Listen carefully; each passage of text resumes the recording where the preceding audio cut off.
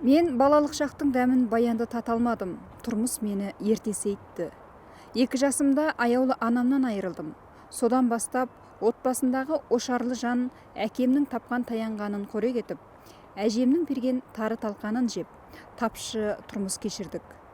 Мұндайда еркелік істеп, ел қатарында балалық шақтың базарын кешудің мүмкіндігі жоқ еді. Дегенмен дәл бүгін оған өкініп отырғамын жоқ. Байқасам, тапшылықты, таршылықты көре жүріп есею, кейінгі өсіп жетілуіме айрықша ес қатыпты. Басып өткен іздеріме көз салсам, күре жол болып, көз сүріндірмесе де, өзіндік айқын сорабы бар соқпақ қалыпты. Бұл менің халықтың абыройлы борышын арқалай жүріп, толық ада етпесем де, аяқсыз қалдырмаған ойымдағыны да, бойымдағыны да адалдықпен арнап, қажырлықпен күрес жасаған өмір жолым. Бұл Қытайдағы қазақтардың көшбасшысы аталған Жәнәбіл Смағұлұлының балашақтан болашаққа деп аталатын ғұмырнамалық эссесі осылай басталыпты.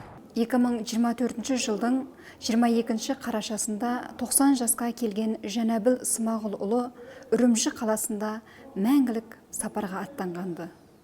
Ең алдымен жақындарына және ел жұртына қайғырып көңіл айтамыз. 20 ғасырдың орта шенінен 21 ғасырдың басына дейінгі Қытай қазақтарының әдебиетінің, мәдениетінің, баспасөзінің, телеарнасының, жалпы Қытай қазақтарының руханияты мен экономикасының бір жоғары деңгейге көтерілген алтын дәуірі еді. Осы істердің бәрінің басында Жәнәбіл Смағұлұлы тұрған еді.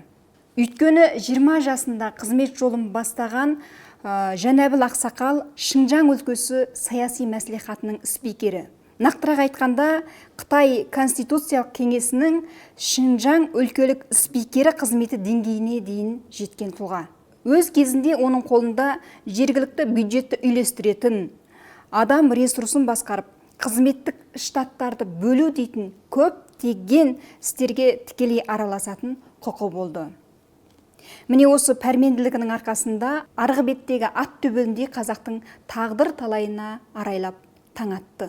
Шаңырақ өзінікі емес, өзгенікі болса да көптеген батыл шешімдерді жасап, ел саясатын өз ұлтының пайдасына ұтымды пайдалана білді.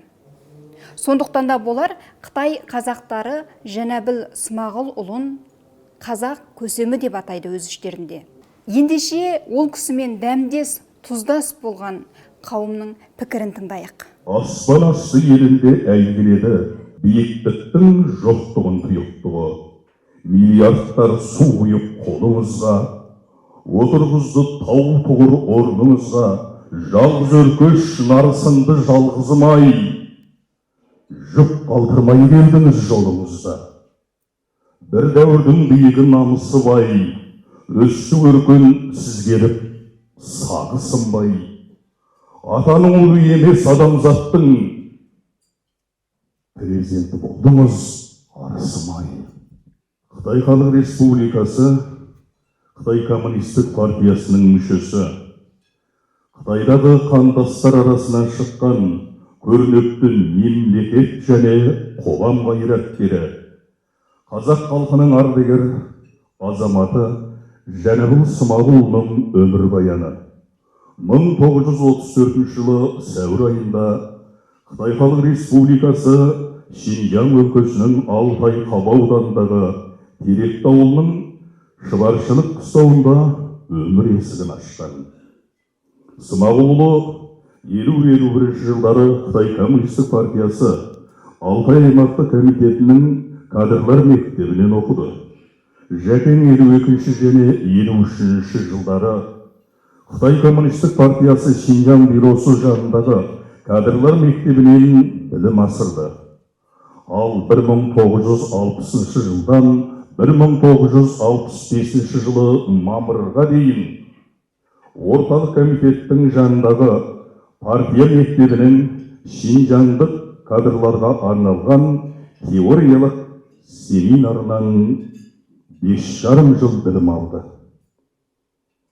Жәнәбіл Смағұлұлы Қытай Коммунистік партиясы 10-шы, 11-шы, 12-шы, 13-шы, 14-шы шақырымдағы орталық комитеттердің мүшелігіне сайланған.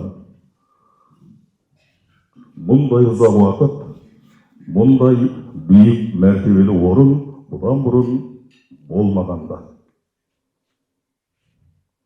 Алғашқы қызметін туған ауылында бастаған Жәнәбіл Смағұлұлы 54-55 жылдары Қаба аудандық комсомол комитетінің қызметкері, Қытай коммунистік партиясы Шыңғыл аудандық комитеті хатшысының орынбасары.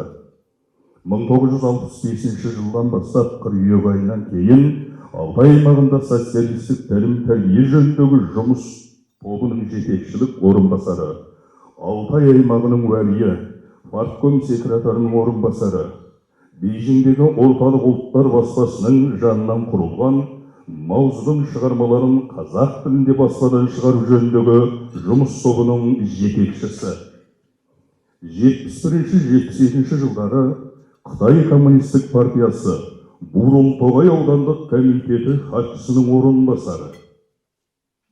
Аудандық төңкерістің төрағасы 72-74 жылдары Қытай коммунистік партиясы Алтай аймақтық комитеті хатшысының орынбасары, аймақтық төңкерістік комитеттің төрағасы. 74-78 жылдары Қытай коммунистік партиясы Шинжаң ұйғыр автономиялы райондық комитеті тұрақты комитетінің мүшесі, хатшысының орынбасары, Шинжаң ұйғыр автономиялы районы төңкерістік комитетінің төрағасының орынбасары, Қытай коммунистік партиясы Іле Қазақ автономиялы облыстық комитетінің бірінші хатшысы, облыстық төңкерістік комитеттің төрағасы, ал 78 жылдан 85 жылға дейін Шинжаң ұйғыр автономиялы районы төрағасының орынбасары, Қытай коммунистік партиясы Шинжаң ұйғыр автономиялы районы комитеті тұрақты комитетінің мүшесі, хатшысы, хатшысының орынбасары. 1985 жылдан кейін Қытай коммунистік партиясы Шинжаң ұйғыр автономиялы райондық комитеті хатшысының орынбасары, сондай-ақ 1993 жылдан 2004 жылдары Қытайдағы халықтық саяси кеңес Шинжаң ұйғыр автономиялы райондық комитетінің төрағасы қызметін атқарған. Бұл орынға да бірінші болып тұңғыш рет Жәкең орналасты. Қазақ көрермендер бүгіннен бастап орталық телевизиясының мемлекеттік халықаралық хабарларын, Шинжаң телевизиясының Шинжаң хабарларын және алуан тақырыптағы арнаулы программалар мен концерт программаларын өз тілінде көре алатын болады. Жолы штат комитеті, қазына меңгермесі соларменен сөйлесіп, қазақ телевизиясының адамын көбейту керек деп мен бір арнаулы жиын аштым. Ол уақытта мен өкіметте де қосып қызмет ететінмін. Онан кейін көпшілік талқылап отырып көбейтуге қосылды. Ең ақырда мен 90 штатқа көбейту керек дедік. Онда өзін-өзі баға алмайды, ол өкімет жардам береді. 90 штатқа көбейді. Сонымен қаржы жақтан біз 2 миллион 300 мың юан пұл, 3 машине арнаулы шешім етіп бердік. Сонан аптасына бір рет таратылудан әрі күні таратуға өзгертіп, тарату уақыты бірқадар көбейді. 1984 жылы Шинжаңда ашуды оқушы қабылдау кезінде мен барып бір жиын аштым. Онан кейін 2 класс қазақ тіл әдебиет классын ашуды ортаға қойды. Бұндағы мақсат қарыштап дамып келе жатқан баспасөз, ақпарат, әдебиет, көркемелер саласын толықтыру еді. Бұл 2 класстың оқушылар кейін қабылданды, айтарлықтай олар оқып жақсы нәтижемен мектеп бітірді. Кейін мектеп тауысқаннан кейін бұларды түп-түгел осы ақпарат саласы, баспасөз саласы, онан кейін радио, телевизия сосларға бөлді. Төраға Жәнәбілдің қызу мерейге толы сөзіне тамашаға жиналған қалың малшы қауымы әлісін-әлі дүр-дүр шапалақ соғып, ризашылық сезім мен қошамет көрсетіп отырды. Халық ақынынан жақсы өлең өздеріне рухани ләззат бағыштайтын нәрлі сапалы жыр беруді талап етеді. Сондықтан мәңгі халық ұстасуы, халықтан айырылмауы, халқының көңілінен шығуды естерінен шығармау керек. Бұрын бір ақын біреу нарынан айырылады, біреу жарынан айырылады. халқынан айырылған бәрінен айырылады деген екен. Сондықтан біз қашанда халықпен өмірмен бірге болуымыз, халықтан өмірден айырылсақ, бәрінен мақұрым болатындығымызды білуіміз керек. Cenab-ı Sucu'yu çakırattı. Cenab-ı Sucu'yu ben görmegen adam. O kişi beni görmegen adam. Çekenin üyüne girdik, araş gelip kol verip amandastı. Ben de kol verdim ben de. Jalbangdek bak kol verdim. Ben de kançalık kuy vardı özüm seysiyatı bir göngüsü. Sonra günahı araştırıp Jack'ine mınakısını tanıyım mısın deyip süttü. Betime bitip karattı. Tanımayım deyip süttü. O tünde siz Melkiş ben de ertip geldi dedik, sonra ertip geldik koyandı. Kaytadan gelip kol verdi. Oturunuz deyip süttü. Qanday bir qancha yıl, 10 neçe yıl türmede oturup adet qıp ketken kişi meni yer turgan orunda, osunday orunda jalp etip otura ketdi. Oturmanız o жерге, ana жаққа barıp oturunuz dedi. Jana bir iki orunduk tastab oturdum. Joğarı oturunuz ana, menin orundugumdun janına barыңыз dedi. Sodan o kişi oturup, qanday ahvalыңыз? Melgaga dedi.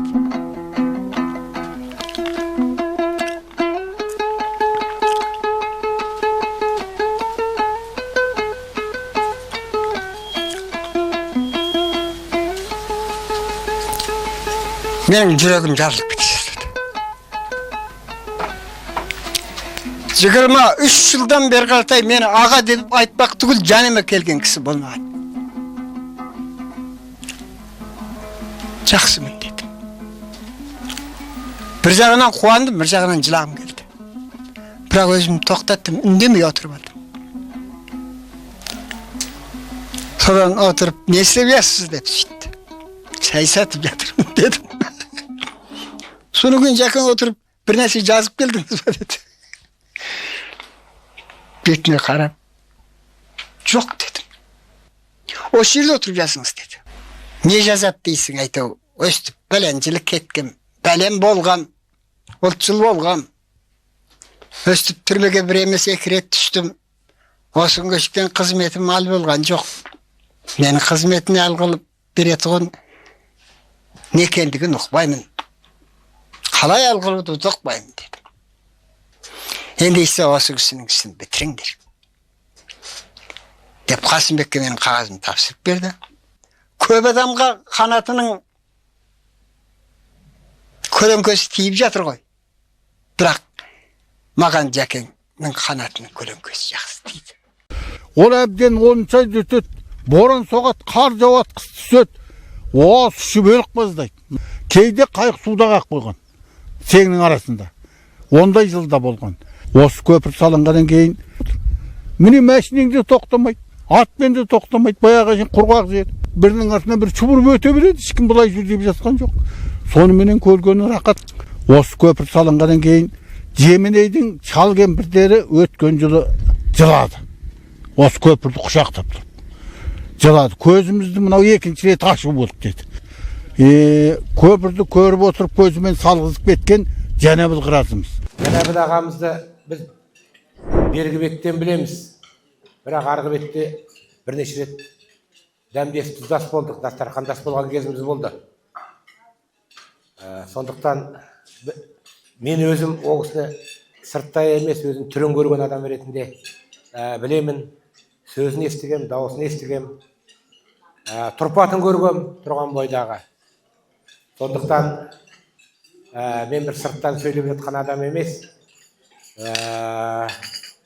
білетін, көрген адам ретінде бір ауыз ойымды айтып кетейін. Мынау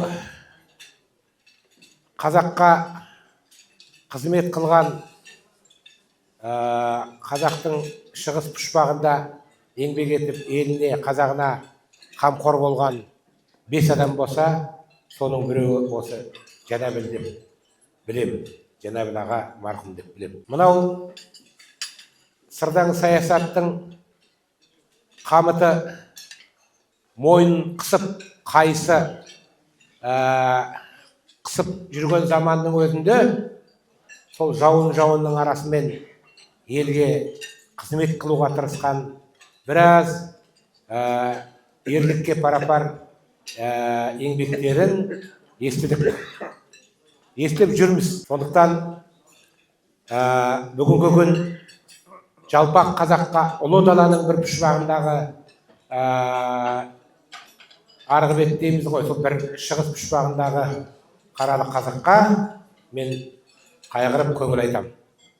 Содан бері қарай бошалап көшіп келген сіздерге көңіл айтам. Жалпақ қазаққа көңіл айтам. Қазақта сөз бар, жақсының аты, ғалымның хаты өлмейді дейді. Асқар таудың өлгені, басын мұнар шалғаны, арбана күннің өлгені, еңкейіп барып батқаны, қара жердің өлгені, қарасында жатқаны, дүниеден не өлмейді, жақсының аты, ғалымның хаты өлмейді деген. Сондықтан да ол кісі біздің пайымдауымызша, түсінуімізше жақсы болған кісі екенін жаңа фильмнен де барлығынан ұғынып жатырмыз. Бүгінгі дейін де мағлұматымыз бар еді. 90 деген Абыз Ақсақалдың жасына келіп, халқының алдында ақ дидарлы жарқын болып, еңсесі биік болып, Алланың алдына өзінің бағалы тұлғасыменен кешегі хакім Абай айтқандай алтын туы жығылмай қайтқан екен. Ақсақалымыздың Алланың да алдында дидары жарқын болсын, жұмақтың төрінде болсын деп тілейік. Айдаһардың аузының алдында тұрып, қабыланша қарпысып, жолбарысша шарпысып, өзінің еңбегін ұлтқа үлгі еткен осындай Абыз Ақсақалдың жақсылығы өзі кетсе де артындағы қалған жұртқа, халықтың санасында, халықтың жүрегінде жасай береді деп ойлаймыз. Кешегі Қанжығалы қарт Бөгенбай 80-нен асып, 90-ға қадам басып, дүниядан озғанда үмбетей жырау айтыпты дейді. 80-нен аса бергенде, айрылмас қаза келгенде, өзіңнен біраз жас өлген, дөмбеш таудай бас өлген, батырың өтті Бөгенбай. Бөгенбай сынды батырдың береке берсін халқына, сабыр берсін артына. Жасаған ел жар болып, пейіште нұр шалқысын деген екен. Біз де үмбетей жыраудың осы сөзін Жанабіл әкемізге бағыштағымыз келеді. Ол кісі туралы аңыз бен ақиқаты аралас көптеген әңгімелер біздің көкірегіміз өте жаттаулы. Көп мәліметтер оқыдық, көп осы кісі туралы көп әңгімелерді естідік. Аяқтай бар осы Қазақстанның өзінде де, сол Шыңжаңның төрінде де, Бергеледе де, Текесте де, Күреде де, ойда да, қырда да көптеген үлкен аңыз әңгімелер айтылып жатты. Сол басына ас құйып, сабына қарауыл қойған кезеңдерде содан қиыннан жол тауып, ел халықты дұрыс бағытқа, дұрыс көшке бастап, әлеуметтік жағдайын, рухани, мәдени саясатын реттеуде, сол тек қана Шыңжаңның өз басында емес, Пекиндегі саяси элитаның алдында сол өзінің идеясын өткізген үлкен ақсақалдың бірі деп бағалаймыз. Жаңа Серік Әбіл бауырымыз өмір дерегін айтып өтті. Бір азаматқа, бір тұлғаға аз шаруа емес атқарған және өте қандай қиын кезеңдерде сол өткен ғасырдың бір орта шенінен бастап әртүрлі күнгейі бар, теріскейі бар, 90 дейтін аруақты жасқа жетіп, ел халқының абыройында биігінде дүниеден өткен Абыз атамыздың иман байлығын берсін. Әр талай үлкен еңбектер, көркем шығармалар, талай пьесалар, публистикалық шығармалар, ол кісінің тұлғалық тарихи болмысын, тарихи жадын елдің жадында қалдыратын үлкен еңбектер жазылады деген үміттеміз. Сондықтан шекараның қос қапталындағы ел халқы, туған мына отанымыз аман болсын, елдің ішін даудан, жердің шетін жаудан бүтін қылғай. Жанабіл Смағұлұлының ізін басқан қайраткер, күрескер азаматтардың қатары сиремесін дейміз. Бүкіл ғұмыры қалай да, қандай жағдайда да, қай ортада, қандай жүйеде де халқына қызмет етуге болатындығын көрсетті. Ол кісілердің билік баспалдағына қарай өрлеген бозбала шағынан бастап күні кеше пенсияға шығып пенсияда кәдірменді пенсия жасына шыққанға дейінгі бүкіл өмірі өте қиналанға толы қиын қыстау кезеңдер болды. Қытай елінің де жағдайы қиын кезде ол кісілер билік басына келді, халқына қызмет етті соның бәрінде. Бірнеше кезеңді бастан өткізді. Мәдени төңкеріс кезеңін бастан кешті. Реформа, есік ашу кезеңін бастан өткізді. Соның барлығында халқына қызмет етті. Әсіресе мен бір айтайын дегенім, ол кісінің халқының рухани, мәдени өміріне оянуына, халқының мәдени мұраларын қайта жаңғырту бағытындағы, тарихын жаңғырту бағытында жасаған қамқорлығы, істері өте көп. Жаңа айтып атқан қазақ телевидениесі, одан басқа да мына халықтың мұраларын жинауда көп көңіл бөлді. Мұра журналын шығарды, шұғыла журналын қайта жасақтады сол кездерде. Енді 1986 жылы ауылға кетіп қалған жерімнен мені де қайтадан Үрімшіге алдырып, Ұлт істер комитетінің құрамындағы көне мұралар кеңсесі деген тарихи мәдени сол кеңсеге алып келді. Пекинге оқуға жіберді. Ол бір мен ғана емес, қазақтың қаншама ұл қыздарына көмегі тиді, қазақ ұлтына көмегі тиді. Енді Жәкең менен мен ойлаймын, Шыңжаң қазақтарының бүтін бір дәуір аяқтады деп. Енді ондай кісі шыға ма, шықпай ма, туа ма, тумай ма, оны Құдай білер. Бірақ бұл кісінің халқына, еліне, өзінің қал-қадірінше, өз өмірінде жасап кеткен істері шексіз. Әрбір басшы ол жақтағы, әрбір азамат осы Жәкең сияқты қызмет етсе, еліне, халқына құба құп. Қандай жағдайда да. Жаңа айтылып жатыр. Бұл жақта да Совет кезеңінде де еліне, халқына еңбек сіңген қайраткерлер көп болды. Жұмабек Тәшенов сияқтылар. Бұл кісі сондай масштабтағы, сондай биіктегі адам болды қазақ халқына. Енді ол кісі туралы айта беруге болады, көп айтуға болады. Ол кісінің енді екінші ғұмыры бүкіл біздің қазағымыздың өсіп өркендеуіндегі, саяси өміріндегі бүтін істеп кеткен істері енді жазылар, сіздерде дастан болар ары қарай. Ол енді алдағы осы отырған ағайынның бүкіл ол кісінің адами болмысына, жәнті азаматтардың ары қарай ізін жалғастыратын шаруасы деп ойлаймын. 90 жылдардың соңына ата жұртқа келіп, мен Тұманбай ағаның қасында жүрдім. Сонда бір әңгіме естідім Тұманбай ағадан. Енді өткен тарих жөнінде айтып отырады, өзінің көзі көрген. 1961 жылы Мұхтар Әуезов өмірден озғанда қазақ бір жетімсіреп қалғандай күй кешті дейді. Кәдімгі Қазақстанның, қазақ халқы жетімсіреп қалғандай болды дейді.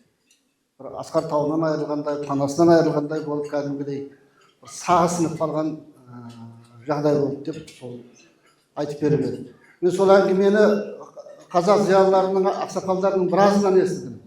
Осы Алматыда жүргенде. Дәл бүгін арғы беттегі Шыңжаңдағы 3 миллионға таяу қазақ дәл сондай күйді бастан кешіріп отырғаны белгілі. Жон арқамызбен сезіп тұрмыз. Біз ғой енді елге келіп алып, кішкене оншалықты сезбей жатқан шығармыз. Бірақ арғы беттегі Шыңжаңдағы қазақ халқы үшін үлкен жоғалту болып тұр. Енді өмір деген сол 90 жасқа келіп өтіп жатыр екен, аз жас емес.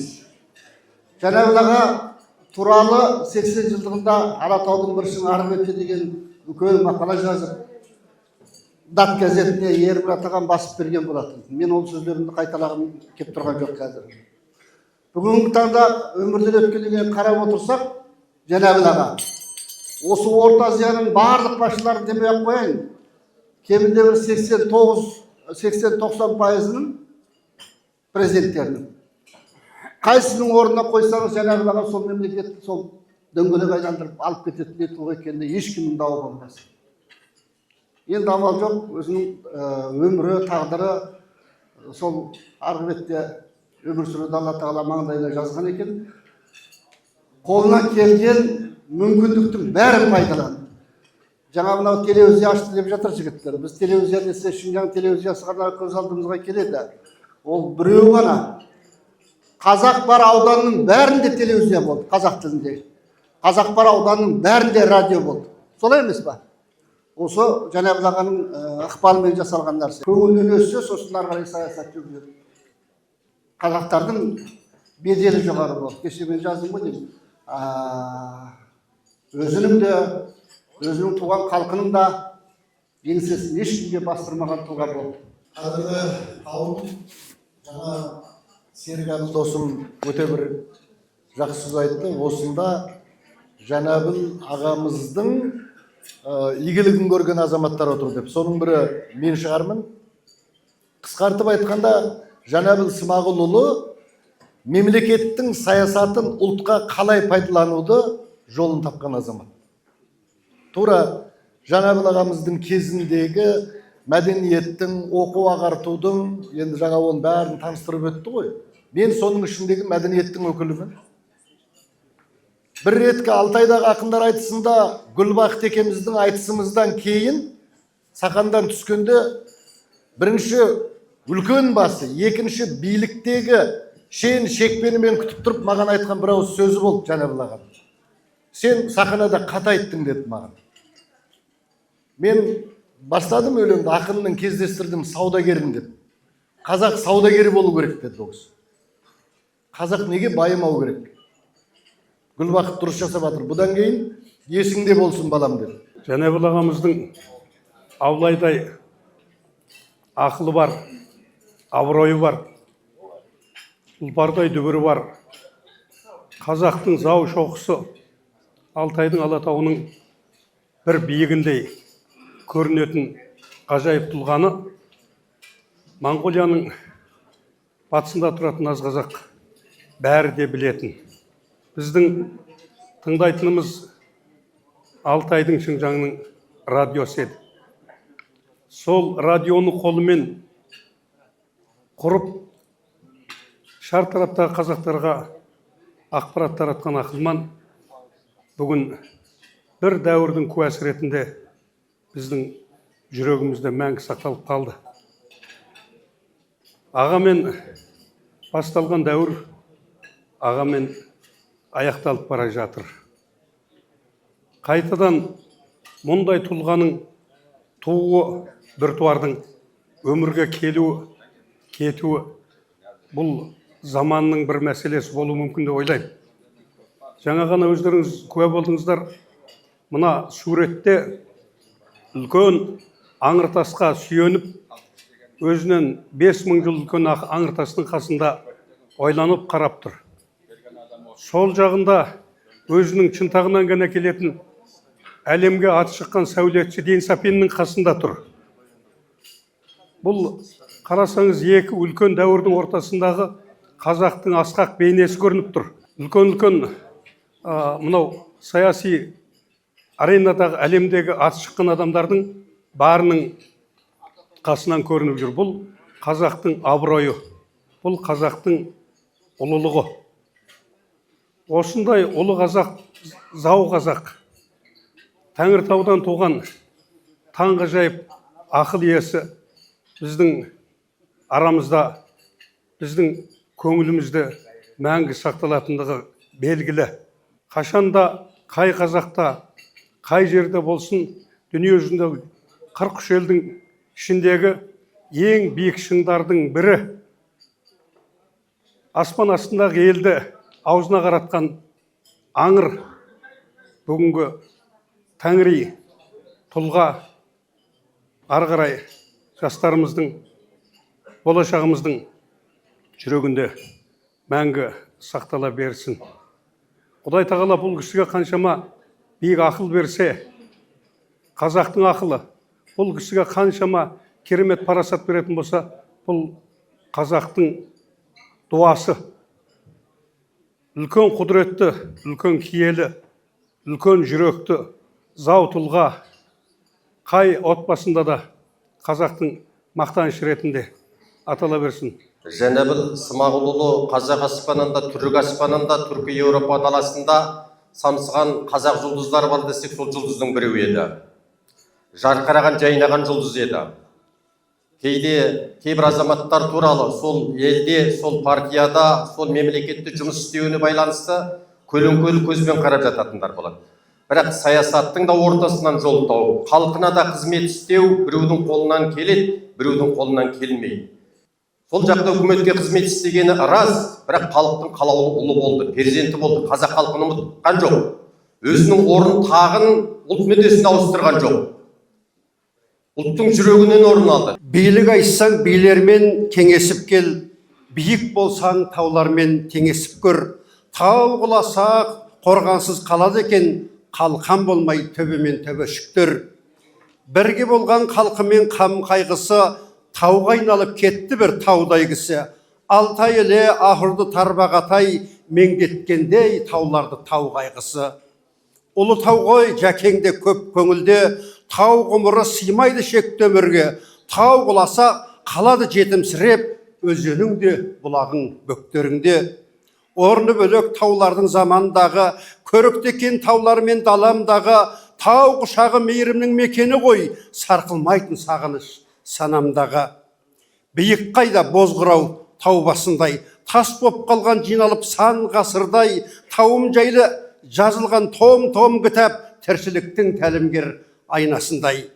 Тау құлады күңіреніп баралабы, зіл қайғының соғылып барабаны, қалып бара тарихтың қатпарында 90-ларға тиеліп тоғанағы. Қайраттанам жолына қарасам да, буылдырық салардай сан асауға, Қаратаудан айырылған қалың орман, арқа сүйеп жұбанар Алатауға. Тау құлады ғасырға таяп барып, айта салу жараспас жаяқ барғып, ұлы таудың құзына ұя салып, сансыз қыран самғаған қанаттанып. Таулар аман болса екен, таулар аман, тауым барда ала алмас жау жағадан, қорған болып тұрсын деп ел жеріне Тәңір өзі даралап таңбалаған. Таптаған мен өмірдің өктем күші, айғақ болып тұраны артта көп белгісі, рухыңмен жебей бер ұрпағыңды, жәкеңдей тауға айналып кеткен кісі. Тұрсынхан аға, енді Жәнәбіл Смағұлұлының осы Қытай қазақтарының жалпы білім беру саласына қосқан үлесі туралы өзіңіз қысқаша айтып кетіңізші. Жәнәбіл Смағұлұлы Шыңғырған қазақтарының білім беру ісіне үлкен үлес қосты. Реформа есік ашу кезеңінде көптеген жоғары оқу орындары ашылды. Айталық Іле педагогиканың университеті, пед университеті, сонан кейін мынау Күйдімдағы университет, сонан кейін мына Шыңжаң медицина университетінің құрамынан қазақ тілінде сабақ беретін медициналық мамандық ашылды. Қазақ медицинасы деген. Бұл кейініректе. Сонан кейін тағы да Шыңжаң университетінен қазақ тіл әдебиеті бір топ ашылды. Пекин ұлттар университетінде тағы да қазақ тіл әдебиеті бір топ ашылды, мамандығы. Қазақ балалар оқыды осының бәрінде. Шыңжаң университетінен қазақ тілінде балалардың жаңағы бір Қытай тілін оқитын бір топ ашылды. Қытай филологиясы бойынша. Өйткені ол кездерде мына Шыңжаңда негізгі титулды ол ұйғырлар болды ғой. Сондықтан көбінде ұйғыр тілінде университетте екінші негізгі тіл ретінде ұйғыр тілінде сабақ берілетін. Бірақ мына балалар өзіміздің мынау қазақ балаларын арнайы топ ретінде әр жыл сайын үлкен факультет болмаса да, институт болмаса да, бірақ осы топ түрінде дайындауға ол кісінің тікелей пәрмені жүрді. Орта техникум дейді ғой, колледж деңгейінде мектептер ашылды. Мысалы Алтайда медициналық колледж, одан кейін Алтайда қазақ медицинасы дәрігерлік амбулаториясы ашылды. Доғдырханаға айналды үлкен. Бұның бәрі енді айналып келгенде осы жәкеңдердің тікелей қолдауы. Жоғары жақпенен байланысты түрде өтініш етіп, осыған өзі қозаушы болып, осыны аштыруда жәкеңнің үлкен үлесі бар. Баспа ісіне мықты кадрлар тартты. Оқу ағарту баспасы тікелей жәкеңнің өзінің қадағалауында болды. Онда қаншама қазақ тілінде оқулықтар шықты. Сол кездің адамдары оған куә. Қанша көп, тіпті жаратылыстық пәндердің өзі төлде қазақ тілінде шығып тұрды сол кезде. Мынау айтыс өнеріне үлкен көңіл бөлді осы. Қазақтың айтысы осы жәкеңнің билік басында тұрған кезінде өте дамыды. Қазір енді ондай деп айта алмаймын, бірақ сол бір дәуір ретінде жәкеңнің сол басшылық қызметте болған кезеңі бір қазақтың, Шыңжаң қазағының алтын дәуір ретінде еске қалды деп айтамын мен. Тіпті сол жаратылыстық пәндерге байланысты көптеген терминдердің өзі қазақ тілінде сол кезде енгізілді. Сол термин дегеннен шығады қазақ тілінде мынау терминдерді қалыптастыру уақытында тіл жазу комитеті деген құрылды сол кезде. Үйім мекеме ретінде соның құрамында тіл жазу комитетінің қазақ бөлімі болды. Ол кісі сол тіл жазу комитетінің қызметіне көңіл бөліп отырды. Қазақ бөлімінің солардың шығарған журналдарын тіл жазу деген журнал шықты. Соны ұдайы қадағалап отырды. Қадағалап, көңіл бөліп, терминдерге дейін араласып өзі бағыт бағдар беріп отырды. Біздің жаңа көне мұралар кеңсесінің Нығмет Мыңжани ақсақал бастап, Әуелхан Қалиұлы, Жақып Мырзаханұлы сияқты үлкен ағаларымызды сол жұмысқа ол кісі тартты. Біз үлкен мекеме болып, сол бір коллектив болып жұмыс жасадық. Нығмет ағадан бастап. Сол кезде біз ол кісінің алдына бірнеше рет барып ақыл кеңес алдық. Бағдар беріп отырды. Мына көне мұраларды қалай шығару, оларды қалай жинау, реттеу, жүйелеу, баспадан шығару үстіне үлкен қолдау білдірді. Ақша ажыратып отырды. Қазақ тарихына қатысты материалдарды жинауға. Осы ол жұмыс бертінге дейін жалғасты деп айтуға болады. Аға, және өлеңіңізді естідік. Енді Жәнәбіл Смағұлұлының қазақ айтыс өнеріне қосқан үлесі туралы айтып беріңізші. Мен өзі Қытай Халық Республикасының Тарбағат аймағынан боламын. Сол ауданның артынан бір 20 жылдай айтыста болдым. Ол кісі әркез ақындар айтысына өзі келіп, арнайы уақыт бөліп кеп. Ол кісінің жұмысы көп адам ғой енді. Сол ақындар айтысының бастау сөзін өзі бастайды. Және ақындарға өте үлкен шабыт беріп, жалпы қоғамның, халықтың арасындағы бір алтын көпір болуға, қоғамдағы партия үкіметтің үгіттеліп жатқан саясаттарының үгітшісі болуға, халықтың ішіндегі халықтың мұңмен зарын жетпей жатқан тыныс тіршілігін ақындардың аузымен жоғарыға жеткізуге үндеп отыратын. Бертінгі кездерде біздің ақындар айтысында Абдылмаренді ақындар айтысы болды ғой. Облыстан жоғарғы, аймақтан жоғарғы ақындар айтысының барлығында ақшалай сыйлық беретін болды. Бұрын енді бір заттай сыйланып, немесе өте аз көлемде ғана қаржы беретін. Кейінгі кезде ол Абдылмаренді сыйлық алып келген ақынды облыс сыйлау керек, оның аймағы сыйлау керек, оның ауданы сыйлау керек деген еселеп сыйлықтарды да беретін болды бізге. Оны рәсми дәстүрге айландырды. Біздің Абдылмареннан егер бірінші екінші дәреже сыйлық алып келсек, біздің аймағымыз және сыйлайды бізді. Біздің ауданымыз және сыйлайды. Енді аймаққа кеп беріп отырмыз ғой. Сосын ауданға ол енді мәдениетті қосқан үлес деп аудан сыйлайтын болды. Міне осының барлығында анау биікте тұрған Жәкеңнің тапсырмасы және ол кісінің осы өнерді қолдап қуаттауының ықпалы бар деп білеміз.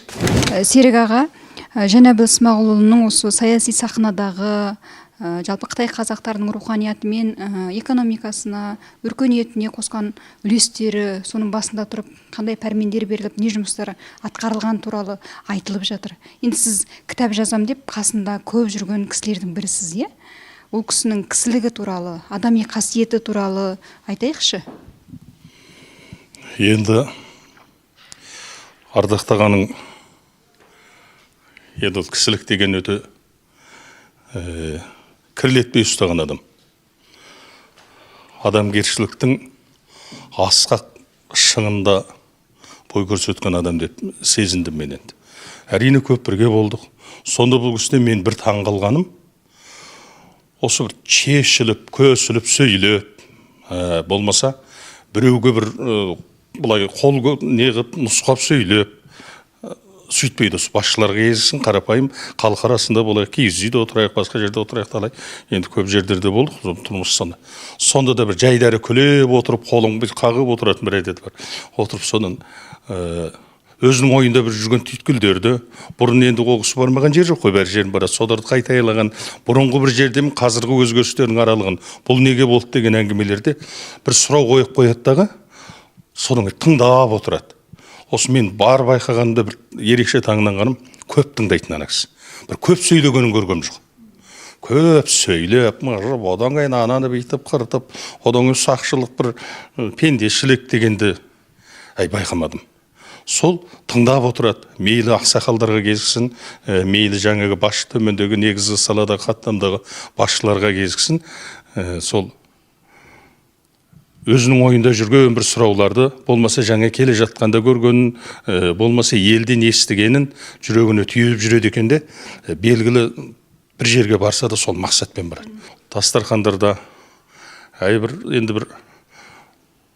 барғаннан кейін қонақ күтіп жатады, біреу ән салып жатады, біреу көп күй тартып жатады, өнерпаз адамдарды да шақырады ғой енді. Соларға деген көзқарасында да мүлдем басқаша, шынайы тыңдап отырады.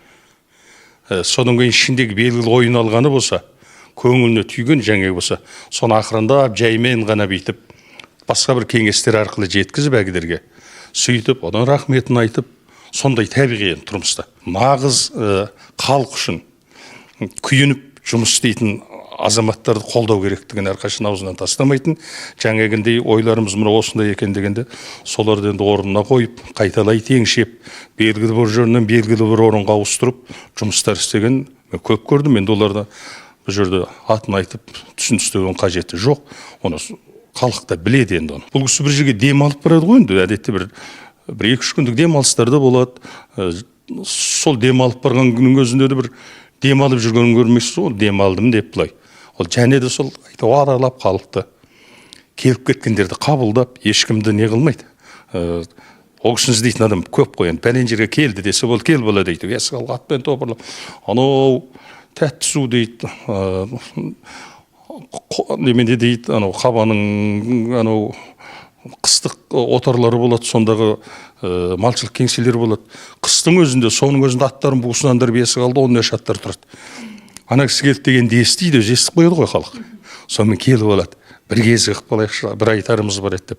Сол кезде мен демалып жатыр едім, осылай келген едім демейді. О, келсін, сырласайық, әңгімелесейік. Біз әңгімелескелі келдік қой деп, әкістердің әңгімесін тыңдап, лайықты жұмыстарын шешіп жатады. Өзіңіз енді радио саласында ұзақ жыл жұмыс істеген журналистсіз, ақынсыз, композитор, әншісіз, сол радио саласында қандай бір реформалардың келуіне ол кісі мұрындық болды?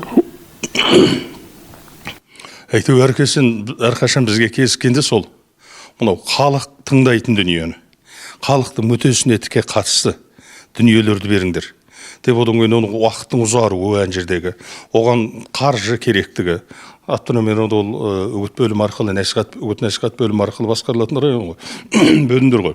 Соған әрқашан өзінің жақсылығын жоғарыға да айтып отыратын, төменгі бізге де тапсырмасын беріп отыратын енді.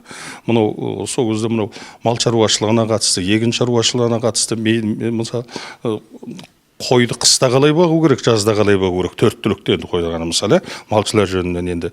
Егіндіші, егін саласында, оны жазғы дайындығын қыста қалай көру керек жердің. Мысалы, көң төгет, анамасын тешейді деген сияқты. Сол сияқтыларға қатысты, одан кейін ғылыми тұқым жаңағыдай, содарын дайындау қатысты. Сол салаға қатысты программаны арнаулы ашып, соның мамандарымен барып сөйлесіп, соны халықтың құлағына жеткізіңдер. Сонда барып халық шынайы дүниені түсінеді деп, мысалы, сөйтіп отырады. Одан бір жеті мені шақырып, Серік мына осы бір кейбір әндер қат орындалып жүр, кейбір әндердің өзі сондай мән береді, сол кісі соны біледі жалпы. Тамаша біледі, терең түсінеді. Анау әсем қандарды сондай мынау халыққа жағымды болғандығы, халыққа сіңімді болғандығы, ол халықтың жүрегінен жол тапқандығы. Осындай әншілерді, термешілерді қолдау керек деп сөйтіп отыратын. Әсемхан марқұм ауырғанда да өзі доғдырға орналастырып дегенде. Әрқандай бір Құрманбек марқұм ауырды мысалы. Жалпы мынау қазақ қана емес, қазақ рухани өркениеті, мына жалпы Джунгоның адамзат өркениетінің әрине бір бөлшегі. Сол үшін мынадар сол негізгі бейзаттық мұра дейміз ғой. Соған ие болып келген үлкен адамдар. Бұларға жақсы қарау керек. Бұлардың кезінде еңбегі сіңген. Одан кейін тағы да еңбектеніп жүрген кезде анау мәдениет зор төңкеріс дейтін революцияның төңкеріске зиянын тартқандар кезінде жастық аралығында.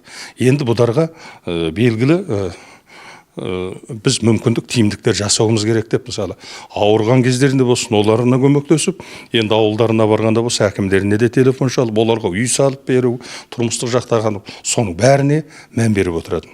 Содан маған бір әндерді бір реттеп қойсаңдар болады екен. Мен бір айтайын қаржыларын. Соны мен айтамын, ақша жоғын айтып береді дейміз деп шығамыз ғой біз. Жетесі ақша деп шығамыз. Жұмысты істесеңдер ақша табылады. Алдымен сен жұмысты істеңдер.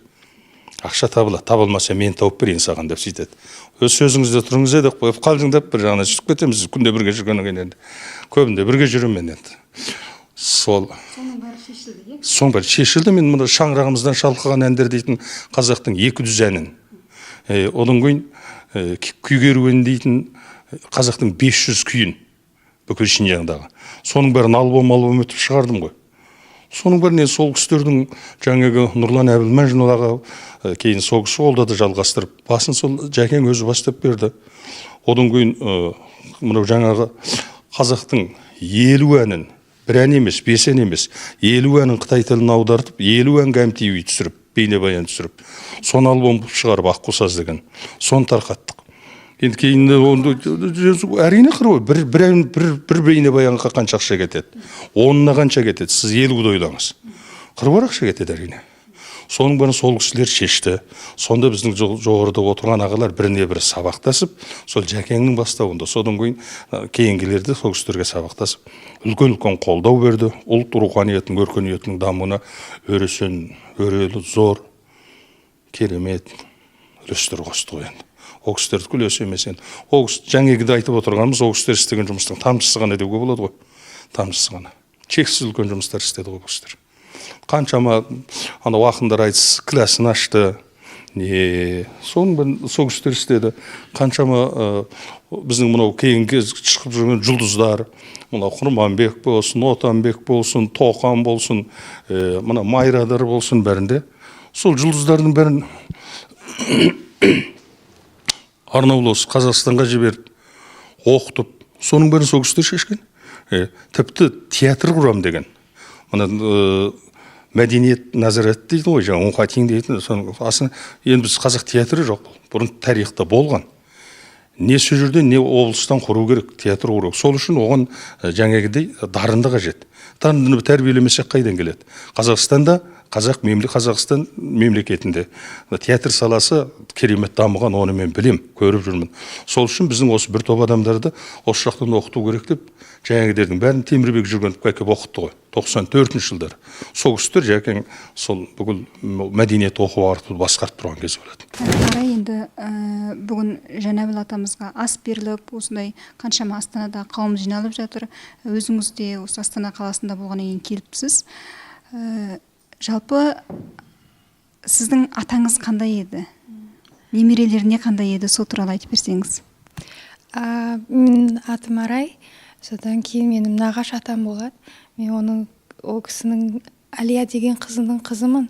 Сонда мен 16 жасымда өзім жалғыз Англияға, Ұлыбританияда оқуға кеткем. Сол жақта 7 жыл оқып, содан кейін атамдікін тыңдап Алматыға жұмысқа келген.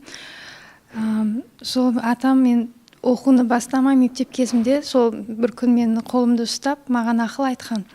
айтады, арай тек осы өмірде тек білім саған мәңгілік дос болады деп. Содан мен алысқа кетіп бара жатқанда маған айтқан, енді арай қанша алысқа кетсең де білім іздеуді қойма, содан кейін қазақ ұлтыңды ұмытпа деп айтқан. Сол үйде бәрімізге енді отбасымызда бірлік мен ұстаған, содан кейін бізді тағы да тек білімге тағы да сол басқа жағынан ата енді өзімізге де ол кісі бізге 6 бақан жасап берген қолымен, содан кейін есік алдында кішкентай кезімізде талдар егіп қойған. Айтады, арай бұл тал сен, анау жайсан, мынау мира деп. Әр жылда көреміз, ана талдар қалай өсіп кеткен. Ол жақында мен де үйде болдым. Талдар биік болып өсті. Сіз негізі Қытай тілінде оқыдыңыз?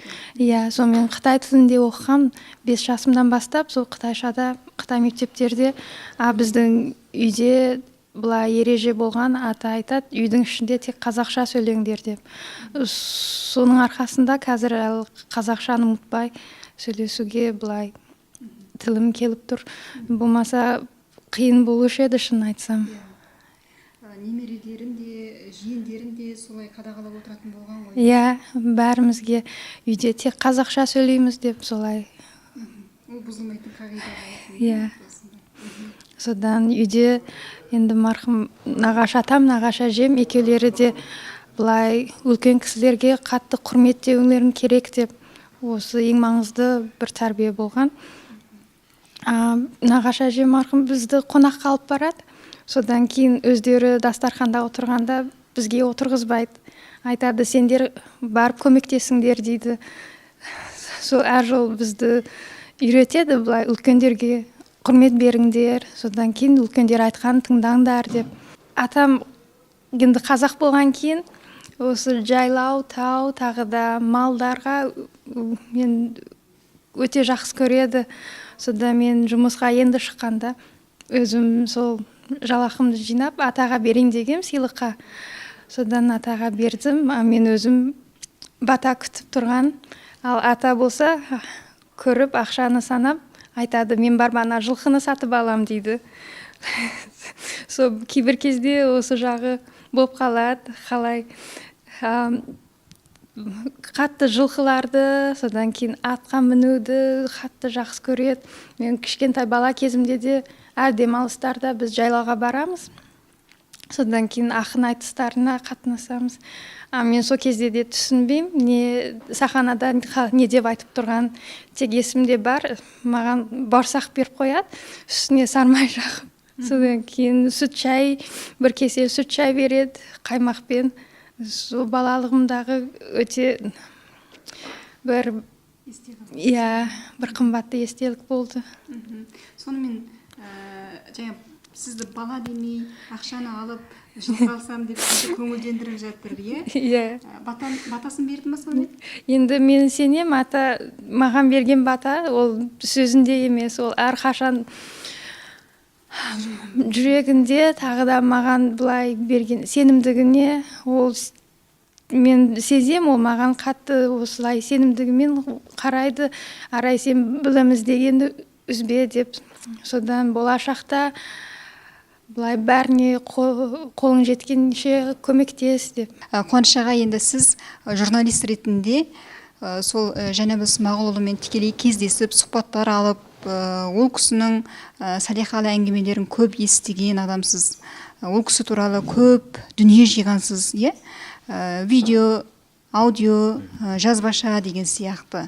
Осы тұрғыда Жәнәбіл ақсақалдың қандай қырларын айтып кетесіз? Енді Жәкеңмен енді көп жұмыс барысында болмасақ та, өте назар аударған тұлға, ол бір қоғам, бүкіл мемлекет назар аударған тұлға. Енді менің сезінуімде Жәкең ақсақал Қытайдың жаңа дәуірі басталады 1949 жылдан кейін.